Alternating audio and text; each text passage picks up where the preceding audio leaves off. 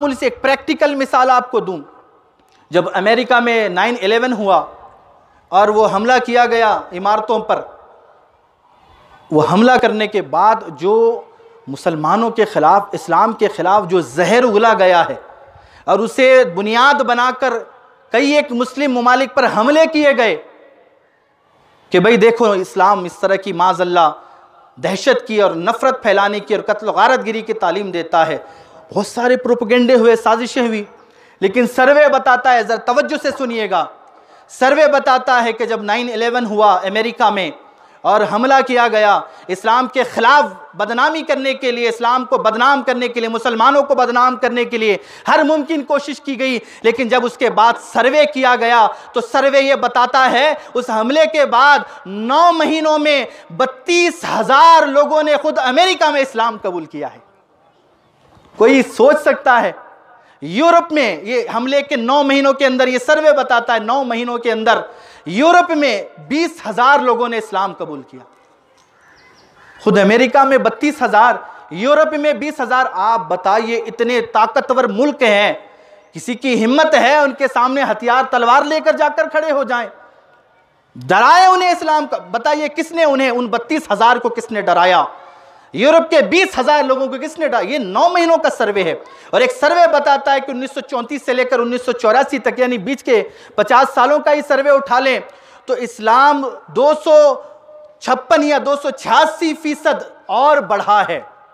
सबसे ज्यादा फैलने वाला मजहब पूरी दुनिया में अगर कोई है तो वो दीन इस्लाम, जो 2 गुना नहीं 2.5 गुना रफ्तार से फैला है।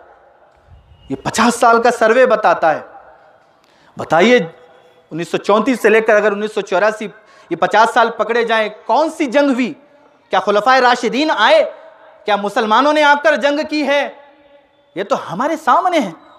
लेकिन सबसे ज्यादा 286% इस्लाम फैला अमेरिका में 32,000 9 महीने के अंदर, यूरोप में 20,000 9 महीनों के अंदर। अब आपको इससे आगे बताता हूं, ज़हन में रखिएगा, इससे आगे कि वो जिन्होंने 32,000, वो 20,000, ये जो लोगों ने इस्लाम कबूल किया है इसमें 2/3 इस्लाम कबूल करने वाली खवातीन है। औरतों ने इस्लाम कबूल किया 2/3, 2/3, 3 में से 2 हिस्से औरतों ने इस्लाम कबूल किया। आप कहते हैं इस्लाम औरतों को हुकूक नहीं देता, औरतों पर ज्यादतियां करता है, जुल्म करता है, तो बताओ वो जो अमेरिका और यूरोप में खवातीन ने इस्लाम कबूल किया, क्या वो नहीं जानती होंगी कि इस्लाम उन्हें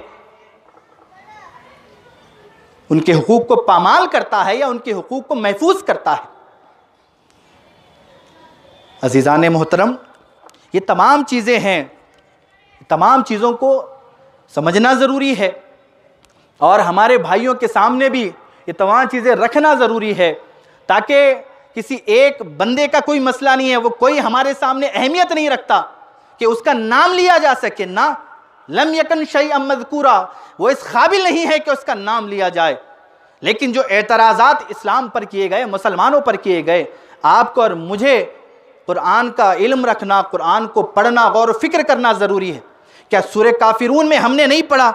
अल्लाह ताला फरमाता है, वो सूरा जो पूरा आप पढ़ते हैं वो क्या माना है? उसमें बताया गया कि मैं अल्लाह की इबादत करता हूँ और तुम किसी और की इबादत करते हो, न मैं तुम्हारे खुदाओं की इबादत कर सकता हूँ और न तुम मेरे खुदा की, एक खुदा की इबादत करोगे, तो झगड़ा हमारे दरमियान में कोई नहीं। लकुम दीनुकुम वलिय दीन, मेरा दीन मेरे लिए, तुम्हारा दीन तुम्हारे लिए। अब बताइए मजहब धर्म के आड़ में कहाँ इस्लाम सिखाता है कि आप जाकर लोगों की कत्ल गारतगिरी करो? तो ये दीन इस्लाम है। जहाँ जहाँ ये एतराज़ किया गया है कि भाई आयतें हैं जिसमें कहा गया कि गैर मुस्लिमों को, कुफ़ार और मुशरिकीन को कत्ल करो, खुदा की इज़्ज़त की कसम उठाएं कुरान। जो भी ये एतराज़ करता है, वो जो आयत नंबर कहता है उस आयत नंबर के 2 आयतें ऊपर पढ़ें, 2 आयतें नीचे पढ़ें, आपको समझ में आ जाएगा कि वो सारा मामला जंग का बयान किया जा रहा है। कोई जंग में आपके दर पे आ जाए, आपके सर पर हथियार लेकर खड़ा हो जाए, आपके साथ अहद व पैमान और सुलह का मुआहिदा किया गया, उस सुलह के मुआहिदे को तोड़ दिया गया और उसे तोड़ने के बाद जिन्होंने तुम्हारी पीठ में छुरा भोंका, हुकूमत से गद्दारी और बगावत की, देशद्रोह किया, जो ऐसे गद्दारों को क्या करेंगे? माफ करेंगे? फूल लेकर खड़े हो जाएंगे कि बहारो फूल बरसाओ? क्या करेंगे उनके साथ?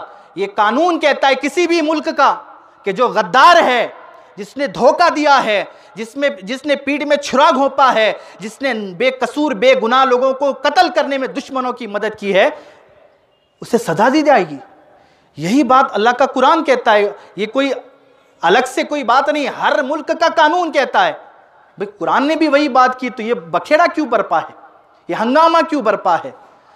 तो उतनी ही आयत, एक आयत भी नहीं लेते, उतना ही हिस्सा, एक आयत में से भी उतना हिस्सा, और कहते देखो भाई इस्लाम ने इस तरह का। उसी आयत में लिखा गया कि जिन्होंने अहद तोड़े, सुलह का मुआहदा करने के बाद भी तोड़ा, फिर भी अगर वो तौबा करे उन्हें माफ कर दो।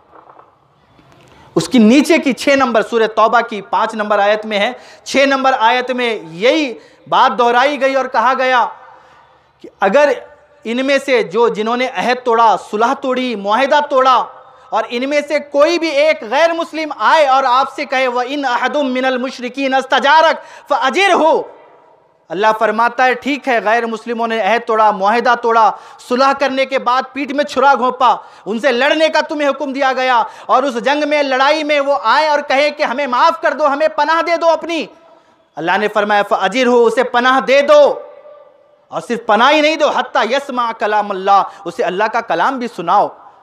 सुम्मा अबलिगहु मअमना, फिर अल्लाह फरमाता, अल्लाह का कुरान कहता है, फिर उस बंदे को जो लड़ने के लिए जंग में आया, जिसने पनाह मांगी, हथियार डाल दिए, अल्लाह फरमाता है उस बंदे को अमन भी दो, और अमन और महफूज जगह में उसे पहुंचा दो। ये आपने कभी सुना होगा कि जो जंग में है, लड़ने के लिए आया है, वो माफ़ी मांग ले और कहे कि भाई मुझे माफ़ कर दो, पनाह दे दो, उसे पनाह भी दी जा रही है, उसे महफूज जगह पर पहुंचाया भी जा रहा है। ये तालीम सिवाय दीन इस्लाम और कुरान के आपको कहीं नहीं मिलेगी। ये इंसानी कदरें, ये ह्यूमन वैल्यूज़ जो पेश की गई है, सिर्फ और सिर्फ दीन इस्लाम ने इसकी बुनियाद डाली, और इस पर फिर पूरे दुनिया में वो ह्यूमन राइट्स का मामला, वो इंसानी हुकूक का मामला, वो औरतों के हुकूक का मामला, इसकी बुनियाद डालने वाला दीन इस्लाम है। आउट ऑफ कॉन्टेस्ट लेकर बहुत सारी बातों को प्रोपेगेंडे के तौर पर फैलाया जाता है। ये एक नहीं, हमें देखिए, मेरा आपके सामने ये बातें पेश करने का मकसद क्या है? मेरा मकसद ये नहीं है कि हम किसी एक इंडिविजुअल को टारगेट करें, ना, उस एक बंदे का मसला नहीं है। वो जो एक बंदे के पीछे जहन कार फरमा है, जो उसके पीछे मिशनरी काम कर रही है, उसके लिए आपको तैयार होना है। तैयार किस तरह होना है?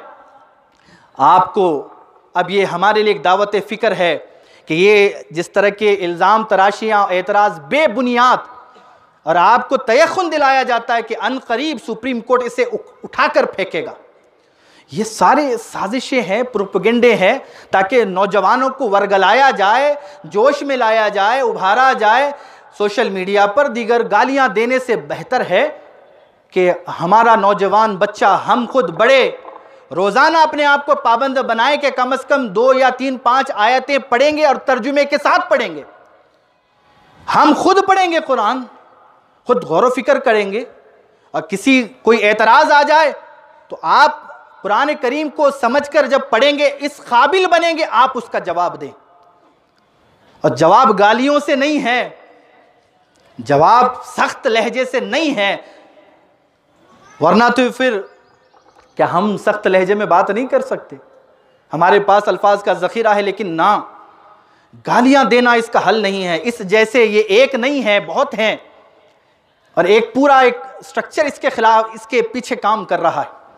तो उसका जवाब गालियां देकर नहीं है, उसका जवाब अपने आप को इल्मी तौर पर, अपने आप को तालीमी तौर पर, अपने आप को दीनी और फिक्री तौर पर कुरान की तालीम से ऐसे आरास्ता करें कि कोई दीन इस्लाम पर, कुरान के खिलाफ अगर कोई इल्ज़ाम लगाए, उसका जवाब आप खड़े होकर बरजस्ता ऑन द स्पॉट देने के काबिल बन जाए। ये हमारी जिम्मेदारी है।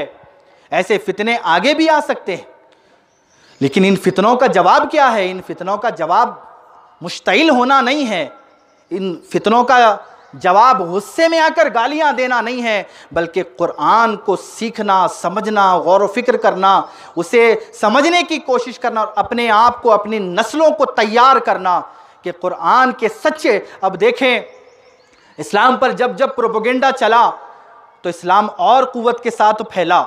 अब ये कुरान पर प्रोपेगेंडा फैलाया जा रहा है, अब लोग और पढ़ेंगे कुरान को।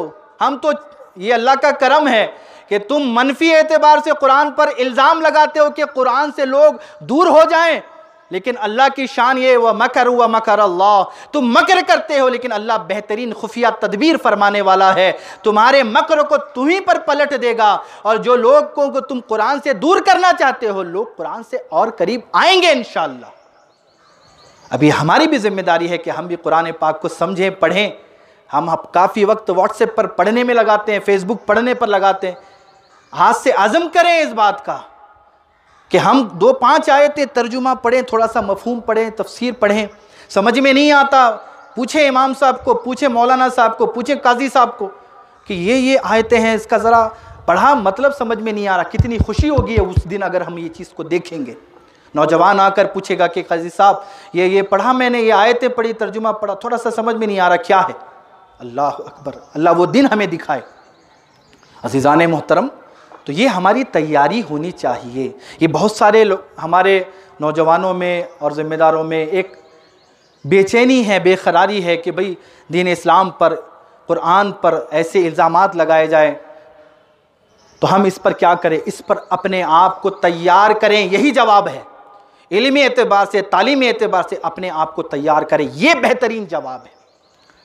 इसके पीछे जो साजिश है ये ढकी छुपी बात नहीं है, हम हर कोई जानता है, हर कोई जानता है। जिस तरीके से इल्ज़ाम लगाया गया शिया और सुन्नी मुसलमानों को लड़ाने के लिए किया गया, सफ़ों में इंतशार बिखेरा जाए, मुसलमानों को लड़ाया जाए, तोड़ा जाए, इख्तलाफ पैदा किया जाए, सुन्नी और शिया आपस में सामने खड़े हो जाएं, एक दूसरे के खिलाफ गलत बातें कर, यही मकसद है। उम्मत टूट जाए, बिखर जाए, तोड़ी जाए, आपस में लड़े और दूसरों का फ़ायदा हो।